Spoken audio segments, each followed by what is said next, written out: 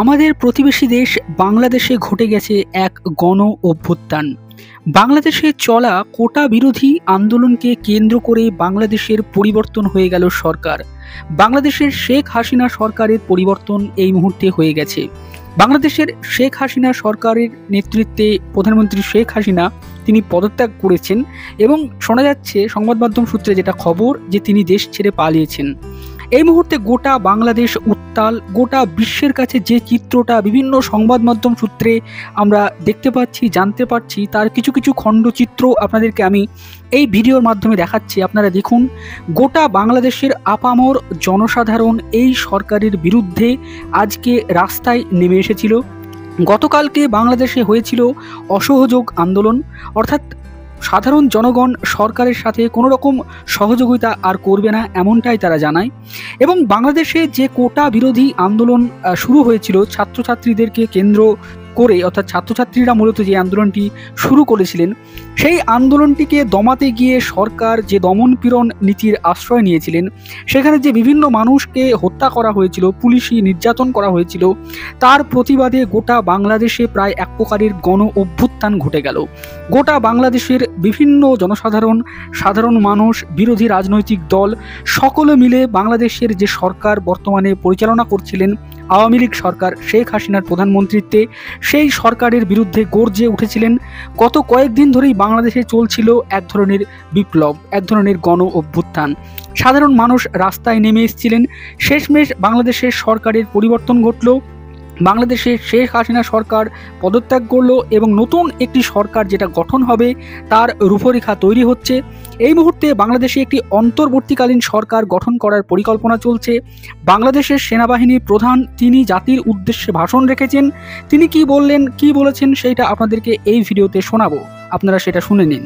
আমি সমস্ত রাজনৈতিক দলের নেতৃবৃন্দকে এখানে আমন্ত্রণ করেছিলাম, ওনারা এখানে এসেছেন। আমরা একটা সুন্দর আলোচনা করেছি।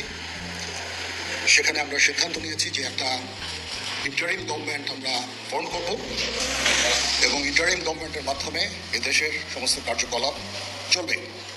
আমরা এখন মহামান্য রাষ্ট্রপতির কাছে যাব যে এই ইন্টারিম গভর্নমেন্ট ফর্মের ব্যাপারে ওনার সাথে আলোচনা করে আমরা একটা ইন্টারিম গভর্নমেন্ট ফর্ম করে দেশ পরিচালনা করব। আমি আপনাদের কথা দিচ্ছি, সমস্ত হত্যা, সমস্ত অন্যায়ের বিচার আমরা করব। আপনারা সেনাবাহিনীর প্রতি আস্থা রাখেন, সশস্ত্র বাহিনীর প্রতি আস্থা রাখেন। আমি সমস্ত দায়িত্ব নিচ্ছি, আপনাদের জানমাল, এবং আপনাদেরকে আমি কথা দিচ্ছি যে আপনারা আশাহত হবেন না। ইনশাল্লাহ আপনাদের যত দাবি আছে সেই দাবিগুলো আমরা পূরণ করব এবং দেশে একটা শান্তি শৃঙ্খলা ফিরিয়ে নিয়ে আসব।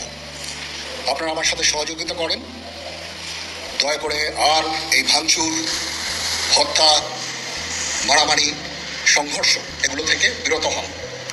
আমি নিশ্চিত যে আপনারা যদি আমার কথা মতো চলেন, আমাদের সাথে যদি একসাথে যদি কাজ করি আমরা, নিঃসন্দেহে আমরা একটা সুন্দর পরিণতির দিকে আমরা অগ্রসর হতে পারব।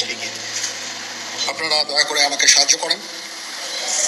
মারামারি করে এই সংঘাতের মাধ্যমে আমরা আর কিছু অ্যাচিভ করতে পারবো না, আর কিছু আমরা পাবো না।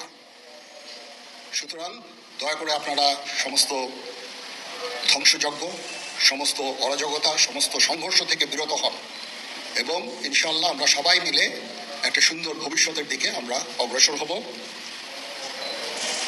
প্রতিটা হত্যার বিচার করা হবে, প্রতিটা অন্যায়ের বিচার হবে।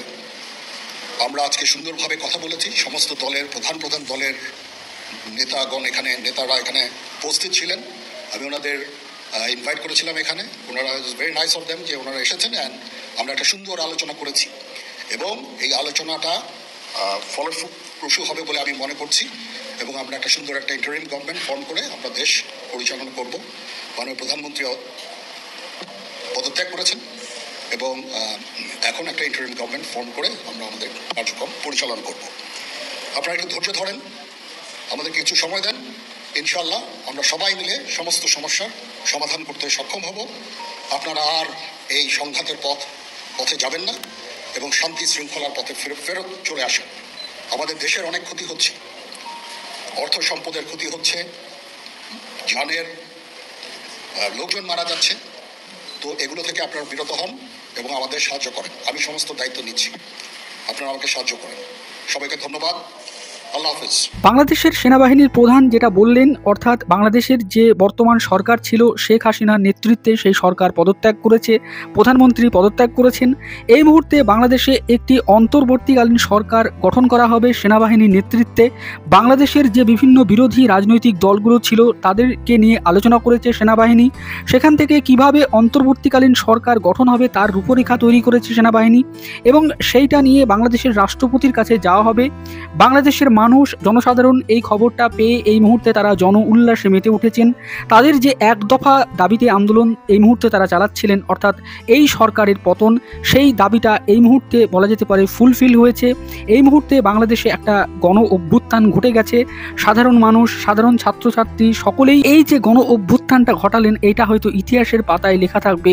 জানি না এটা কী হিসাবে লেখা থাকবে, এখন হয়তো তার মূল্যায়নটা একরকম হচ্ছে, ভবিষ্যৎ এর মূল্যায়ন কিভাবে করবে আমরা জানি না।